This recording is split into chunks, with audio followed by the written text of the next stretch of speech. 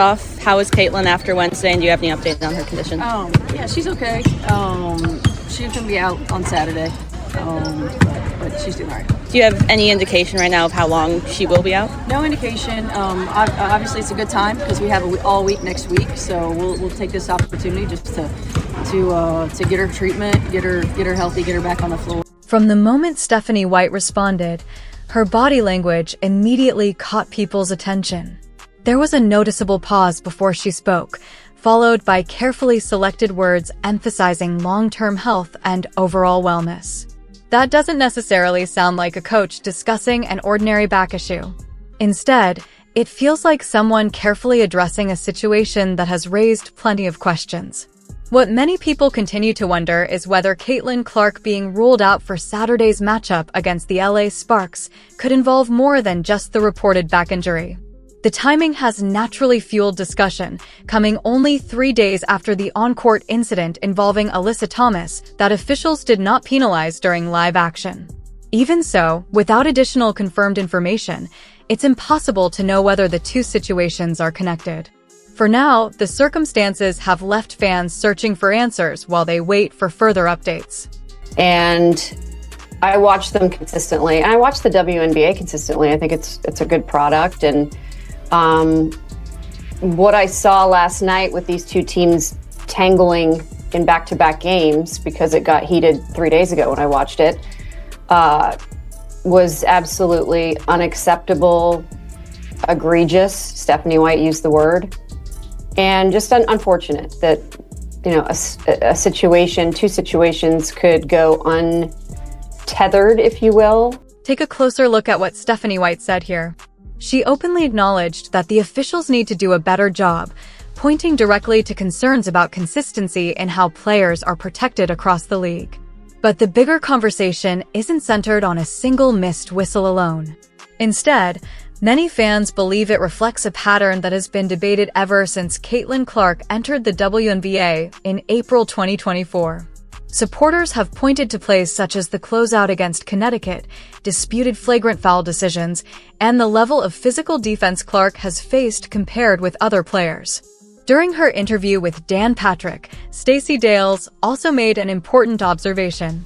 She explained that Caitlin's deep shooting range and unique gather step can make certain plays more challenging for officials to judge, but she also made it clear that this should not excuse missed calls.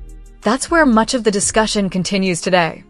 Critics argue that while officials focus closely on potential travels or boundary violations, they may also overlook contact on some possessions, including contested landing areas and other physical plays that spark debate after the game. Those moments have fueled ongoing conversations among fans and analysts alike, with many continuing to question whether greater consistency in officiating is needed moving forward. Until more evidence or league evaluations are available, those discussions are likely to continue. Result was the result. How did we get here? I could tell you how we got here. We got here through hate, envy, jealousy, hostility, nastiness from the players, immaturity from the players. That is how we got here, and we got here with the commissioner, Kathy Engelbert, who should have been fired, who has no clue of what she's doing and how to handle. She was unprepared for Caitlin Clark's stardom coming into this league. That is how you got here. I don't know how to answer this. All I can tell you is there's a lot of good players in WNBA. For instance, if you're not watching Olivia Miles in Minnesota right now, you're missing something special. She's extraordinary. Then came the comment that immediately grabbed everyone's attention. Stacey Dales acknowledged that Alyssa Thomas has a reputation for playing an extremely physical style, while also emphasizing that she is an incredibly skilled player. That observation has become one of the biggest talking points surrounding the Connecticut game. On the play involving Caitlin Clark, many viewers believed the contact to the throat area while she was driving to the basket deserved a harsher penalty than the common foul that was initially called. After reviewing the footage, the league later upgraded the play to a flagrant one, and Alyssa Thomas received a 1-game suspension. That sequence naturally led to broader questions about the officiating process. Many fans have wondered why some plays appear to require replay reviews and widespread public discussion before disciplinary action is taken. Stacey also pointed out that slow-motion replays and social media clips can sometimes change how a play is perceived, yet she added that she believed the contact looked flagrant even when watching it live. That has only fueled the ongoing debate about consistency in officiating decisions. As a result, many observers continue asking whether similar plays should be identified correctly during the game rather than only after additional review. The discussion remains active, and many fans are still waiting to see whether future games are officiated with greater consistency. : Stephanie White addressed Caitlin Clark being out for Saturday's game. We're going to get into that. And many people feel like the writing is on the wall. Okay, now do I think Caitlin Clark has a back injury? Yes. Do I think the back injury solely is why she did not return last game? No. I think that if Stephanie White didn't sub her out after that turnover in which she didn't get back on defense and she gave up a layup, I think Caitlin Clark would have continued to play out the game. But did she have a back injury? Yeah, I believe she has a back injury. I just don't believe that is the reason why she was out. At this point, it's worth taking a closer look at what unfolded during the Connecticut game because this is where the discussion becomes much more complicated. Caitlin Clark was putting together a solid performance, not necessarily her best outing, but a productive one. Later in the game, she committed a turnover and wasn't able to get back on defense quickly, allowing Connecticut to score an uncontested layup. Stephanie White immediately substituted her out, and the injury report released afterward stated that Clark was dealing with a back injury that prevented her from returning. That sequence has prompted plenty of questions from fans. Some have wondered why Clark appeared to be moving comfortably before the turnover, showing no obvious signs of discomfort while running the floor or playing defense. Others have questioned whether the timing of the substitution and the injury report simply happened to overlap. Without additional confirmed information, it's impossible to determine exactly what influenced the decision or whether multiple factors were involved. What is clear is that the timeline has generated significant debate. Clark has averaged more than 35 minutes per game this season and has consistently played through physical contact, making her early exit stand out to many observers. Even so, any conclusions about the coaching decision or the severity of her injury remains speculative unless confirmed by those directly involved. That uncertainty is exactly why the conversation continues. Until more details are provided, fans will keep analyzing the sequence of events and trying to understand what really happened. : You know, it's the same thing. Long-term health and wellness is the most important thing. Long-term health and wellness, the same old Stephanie White go-to. I mean, I think Caitlin Clark wants out. At this point, I think she was having a really good game, and then after a turnover, Stephanie White benched her. I think Caitlin Clark. Pay close attention to the way Stephanie White responds when she's asked about Caitlin Clark's recovery timeline. She doesn't provide a specific indication of when Clark might return and instead quickly shifts the conversation toward the fact that the team has an entire week available for treatment because there are no scheduled games. That response has naturally led to questions from fans about how the situation is being managed. She also returns to a familiar phrase, emphasizing that long-term health and wellness remain the top priority. It's a statement that has been used on multiple occasions when discussing Clark's availability or workload, making it a consistent part of the team's public messaging. While that explanation reinforces the organization's focus on player health, it doesn't offer many concrete details about her recovery timeline. What is confirmed is that Caitlin Clark was listed as out for Saturday's game against the LA Sparks at an important point in the season, with the Fever competing for playoff positioning. Losing a player of Clark's impact is naturally significant for the team, especially considering her role and contributions throughout the year. At the same time, speculation about her future or whether she has played her final game for the Indiana Fever remains exactly that, speculation, with no official confirmation supporting those claims. Until additional updates are provided by the team, the timeline remains uncertain, and fans will continue watching closely for any new information regarding her return. : I played against Sue Bird, Dinah Taurasi, Lisa Leslie, Cheryl Swoops. Like, Caitlin does things. She's really hard to guard, Dan, and she's really hard to officiate. For instance, the closeout, the illegal closeout, where the player didn't have the landing space appropriate, that should have been upgraded to a flagrant 1. It was unnecessary contact, but they didn't even check the landing zone. They checked to see if Caitlin hit her in the face. I mean, officiating in the WNBA is just a joke. It's just a joke. She did step into the landing space. When a player shoots it from the logo with a gather step, like Caitlin does, there's not a lot of players that do that. Now, I mean, Kelsey Mitchell, her teammate, does it extraordinarily well. There's a few players that do it well. She's mastered it. Kelsey Mitchell don't shoot from the logo. Sorry. No, I don't. Look. Enough with the Kelsey stuff. She don't pull up from the logo. So it's hard to defend her, which is the result. You get these flagrant 1 type calls, which wasn't called. So, and that was after. Another part of Stacey Dale's comments deserves a much closer look because it raises an important discussion about player safety. She explained that the league's updated flagrant foul rules are intended to provide stronger protection against contact involving the head and neck. Under those rules, certain types of contact can result in a flagrant 1 and additional penalties after review. That is why the play involving Alyssa Thomas and Caitlin Clark became such a major topic. The contact was initially ruled a common foul before the league later upgraded it to a flagrant 1 following its review, with Thomas receiving a 1-game suspension. Stacey shared her opinion that a longer suspension would have been appropriate, and that viewpoint has been echoed by some fans and analysts, although others have disagreed. The incident has fueled a broader conversation about how consistently these rules are applied across the league. Many supporters have questioned whether similar plays involving other star players would have been handled the same way, while others believe the league followed its standard review process. That debate continues because opinions remain divided. Fans have also pointed to other moments involving Clark, including off-ball contact, screens, and closeouts, arguing that officials should consistently evaluate every play under the same standard. Whether those concerns reflect a broader pattern or isolated officiating decisions remains a matter of opinion rather than established fact.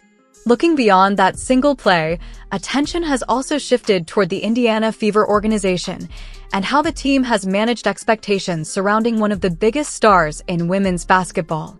Throughout the season, coaching decisions, player roles, and overall team direction have been heavily scrutinized by fans and media alike.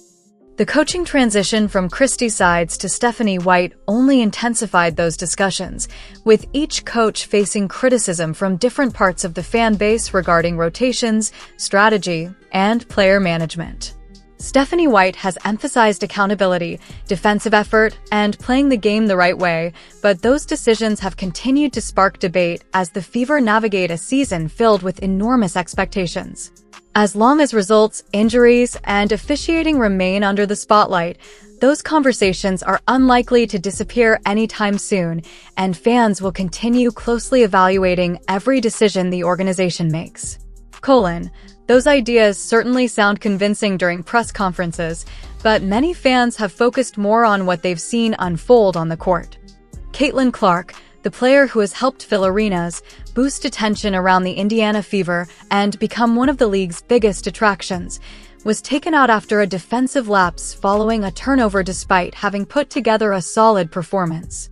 Later, she was ruled out of the next game with a back injury, yet no clear timetable for her return was provided, leading to understandable questions from supporters. Some have wondered whether the absence is simply a precaution, while others have speculated about whether there are additional factors involved. There has also been public discussion about the visible interactions between Clark and Stephanie White, although any conclusions about their relationship remain unconfirmed. One possible interpretation offered by some observers is that Clark may have been managing minor physical issues throughout the season, something many high-level athletes often do while continuing to compete. Others believe the injury became significant enough that the coaching staff decided it was best to hold her out. Without confirmation from the team, however, it's impossible to know exactly how those decisions were made. The timing has naturally fueled debate, but much of the conversation remains based on interpretation rather than verified facts. Some fans have suggested the injury report may have shifted attention away from broader questions surrounding coaching decisions or team management, while others view it as a straightforward medical decision focused on protecting the team's franchise player. What is certain is that Clark's status has become one of the biggest storylines surrounding the Fever. At the same time, claims that her relationship with the organization is beyond repair or that she is already thinking about leaving the team have not been confirmed. Until those directly involved provide more information, those theories remain speculation. Even so, the uncertainty has kept fans engaged, and many will be watching closely for future updates to see how the situation develops and what comes next for both Clark and the Fever. There is always the possibility that the situation could improve over time. A different front office structure, changes within the coaching staff, or stronger communication could eventually rebuild confidence and move the organization in a new direction. However, after everything that has unfolded this season, many fans have questioned how Caitlin Clark views her long-term future with the Indiana Fever. While the WNBA's contract rules differ from the NBA's unrestricted free agency system, discussions about a player's future naturally emerge whenever there is uncertainty surrounding a franchise. Some observers have even speculated that, if a player ever became unhappy enough, they could seek a fresh start elsewhere, although there is no indication that Clark has publicly expressed such intentions. Those conversations are driven largely by outside speculation rather than confirmed statements. Supporters point to the physical style of play she has faced, criticism of different aspects of her game, roster-building decisions, and constant media scrutiny as challenges she has navigated during her first seasons. Through all of that, Clark has continued to produce impressive performances, break records, draw massive crowds, and play a major role in the league's growing popularity. At the same time, critics have questioned coaching decisions, roster construction, and officiating, leading to ongoing debate about whether the organization has maximized the opportunity of building around one of the sport's brightest young stars. Some fans believe her absence against Los Angeles reflects more than just an injury, while others see it as a routine decision focused solely on her health. Without official confirmation, it is impossible to know the full story behind those decisions. What is clear is that Clark's future with the Fever has become a major topic of conversation, fueled by passionate opinions from every side. Until those directly involved address these questions, any predictions about her long-term plans remain speculative. The coming weeks and months will likely provide a clearer picture, but for now, the discussion continues because there are still far more questions than definitive answers. Looking ahead, many people believe the Indiana Fever are at a defining moment in the future of the franchise. If the organization ultimately fails to make the most of the opportunity to build around a player with Caitlin Clark's talent, popularity, and influence on the sport, it would almost certainly draw heavy criticism. Players who combine elite on-court production with that level of cultural impact do not come around often, which is exactly why every decision made by the front office and coaching staff carries so much weight. That is also why recent events have sparked so much debate among fans, analysts, and even casual observers who can see how important this situation has become. The biggest question now is whether the Fever's ownership and front office view Clark's absence during such a crucial stretch of the season as a simple injury issue or as a sign that deeper problems need to be addressed. Stephanie White's public comments have focused on long-term health and wellness, but because they have not included many specific details about Clark's recovery timeline, they have also left plenty of room for speculation. Some people believe the organization is handling the situation the right way and simply being cautious with its star player, while others feel the lack of clarity has only made the concerns around the team's direction even stronger. There has also been a lot of discussion about what happens next. Will Clark return after more recovery time and finish the season in Indiana? Will she need a longer break before she is fully ready to play again? Or will this situation continue to fuel questions about her long-term future with the franchise all the way into the off-season? Right now, those answers are not available, and anything beyond the official updates remains speculation. Only Clark and the people closest to her know what conversations are happening behind the scenes. What is certain is that the next few weeks will be watched very closely across the league. Clark's recovery, the Fever's performance, and the way the organization communicates from here on out will all be under a microscope. Until more concrete information comes out, talk about trades, departures, or broken relationships should be treated as possibility rather than fact. For now, the story is still developing, and every update will matter. So the real question is this: do you think this is just a temporary setback that the Fever can move past, or are we watching the beginning of a much bigger turning point for Caitlin Clark and the franchise? Share your thoughts in the comments, because this conversation is far from over.